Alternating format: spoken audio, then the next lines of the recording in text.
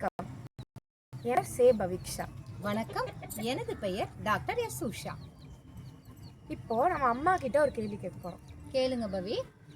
இப்போ பெண்கள் பள்ளிக்கோ இல்லை கல்லூரிகளுக்கோ போகும்போது பாதுகாப்பற்ற விஷயங்களை பார்க்குறாங்க. இப்போ அதை எதிர்கொள்றதுக்கு அவங்க என்ன முயற்சி எடுக்கலாம்?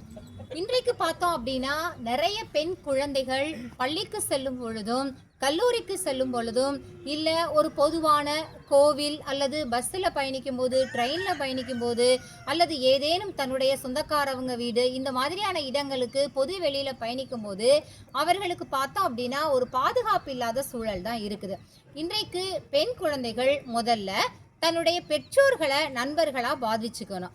என்ன வாழ்க்கையில் என்ன பிரச்சனைகள் சந்திச்சாலும் முதல்ல அவங்களோட பேரண்ட்ஸ் கிட்ட சொல்லணும். என்னோட பொண்ணு எப்பயுமே என்ன விஷயம்னாலும் என்கிட்ட சொல்லிடுவாங்க. அதுக்கப்புறம் பார்த்தோம் அப்படின்னா அவர்களுடைய ஆசிரியர்கள் பார்த்தோம் அப்படின்னா சரியான வழிகாட்டுதல் தருவாங்க. ஸோ ஆசிரியர்கள்ட்ட அதையும் தாண்டி உங்களுக்கு ஏதேனும் வெளியில சொல்ல முடியாத பிரச்சனைகள் இருந்தது அப்படின்னா நம்முடைய தமிழக அரசு முதல்வர் அவர்களும் நம்முடைய மாண்புமிகு கல்வித்துறை அமைச்சர் அவர்களும் நமது தமிழக அரசு பள்ளிக்கல்வித்துறையும் இணைந்து பெண் குழந்தைகளுக்காகவும் குழந்தைகளுக்கான ஒரு உதவி எண் அனௌன்ஸ் பண்ணியிருக்காங்க. அந்த எண் என்னன்னு நான் உங்களுக்கு சொல்லவா? 1098. அதாவது குழந்தைங்களுக்கு ஏற்படும் பிரச்சனைகளை 1098 அப்படிங்கிற இலவச எண்ணுக்கு நீங்கள் தொடர்பு கொண்டு பெண் குழந்தைகளுக்கான பிரச்சனைகளை நீங்கள் அவங்கள்ட்ட சொல்லி சரியான கைடன்ஸ் அண்ட் கவுன்சிலிங் பெறலாம். இதை தவிர SOS ஆப் அப்படின்னு ஒன்று இருக்குது. ஸோ கல்லூரிகள்லேருந்து வெளியில் பயணிக்கிற கல்லூரியில் படிக்கிற பெண்கள் எல்லாருமே உங்களோட மொபைல் ஃபோனில் எவ்வளவோ ஆப்ஸ் வச்சுருக்கோம்.